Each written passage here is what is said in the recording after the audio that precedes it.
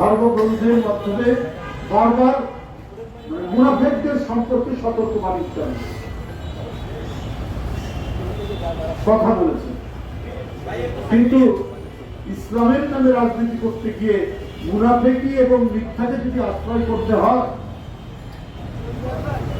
তাহলে আপনারা ইসলামের সাথেই বিশ্বাসঘাতকতা করছেন।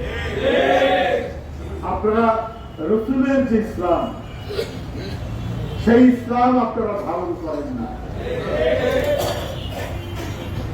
এদেশে বিএনপি সহ অন্যান্য রাজনৈতিক দল, পেশাজীবী সংগঠন, সমাজ এবং মুসলিম জনগোষ্ঠী প্রত্যেকেই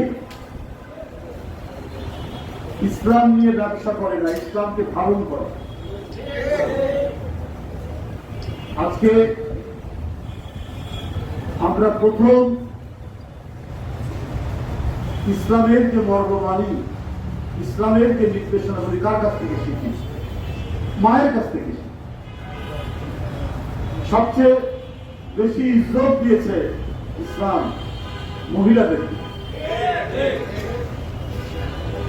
মা যতবার সন্তানদেরকে নামাজ পড়ার কথা বলে, জুম্মার দিনে মসজিদে যাওয়ার কথা বলে, বাপরা খুব কমই বলে। প্রথম আল্লাহর বাণী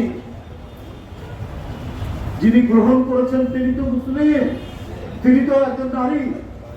যিনি প্রথম মুসলমান হন তিনি নারী নন, একজন বিবি খাদিজা।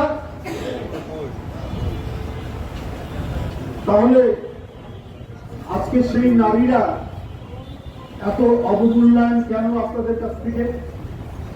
সেই নারীরা কেন সম্মানিত আপনাদের কাছ থেকে? নারীর আসন আপনারা নিকৃষ্ট ভাবে দেখানোর চেষ্টা করছেন। ভুল করে হয়ে গেছে, হ্যাক করেছে, অমুক করেছে এই বলে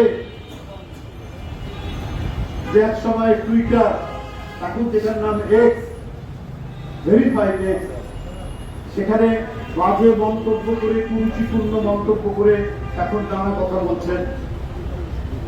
এই যে সারা দেশে ছিঁচি পড়ে গেছে, সারা দেশের নারীরা, মহিলারা তীব্র ক্ষোভে ফেটে পড়েছে।